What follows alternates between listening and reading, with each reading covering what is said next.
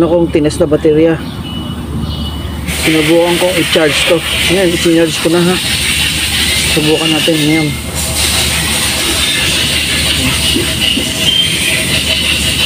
Okay. 550. Okay. So lumalabas sa kanya 550. Ang CCA niya ay 136. Kaya bagsak. Ang kanyang state of health ay 6 pa rin. Sinyals ko na ito. Ang kanyang state of charge ay 98%. Ang kanyang resistance ay 19. Pero ito, full charge na yan, no? 13 volts na. Kaya itong battery na ito, bagsak talaga. Ito yung una kong tines at sinargahan. Ayan, ganyan lang resulta.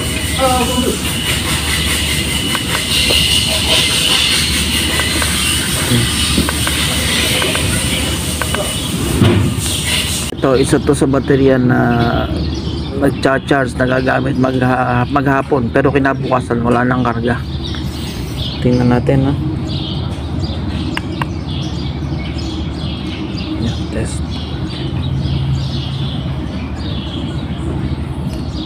Oh, CCA 94 na lang. Tapos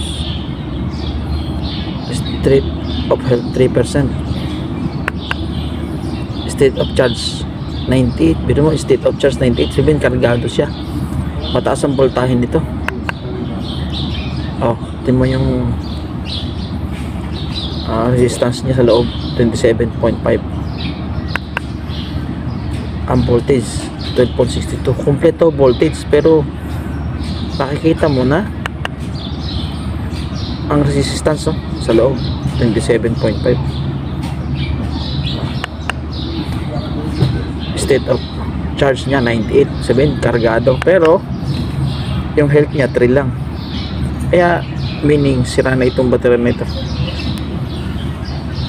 Tama siya. Nagagamit siya maghapon. Kuwari pina-start mo, nag-jumper ka, ilagay mo sa sakit, magagamit mo siya. Pero bukas hindi mo na ma-start, wala ng laman, malata na. Itong Prado na ito, araw-araw ginagamit. Ngayon, i-check natin yung battery. Araw-araw ginagamit ito, umaga at hapon, laging ginagamit. Titingnan natin kung gaano kalakas ang battery niya. 480 ang CCA nito. Okay, 480. Okay. Test. Oh. 4 259 ang CCA, cold cranking amp. State of health niya 29%, poor. State of charge 98%, kargado. Pero nakasulot pa rin sa baba, poor. At sa resistance 9, poor siya, poor. Ay halata naman, medyo luma na yung baterya, pero kahit na nagagamit pa. Sinasabi nitong King Bolen battery tester na malapit na itong battery nito. Kaya okay siguro tong tester na ito, alam niya.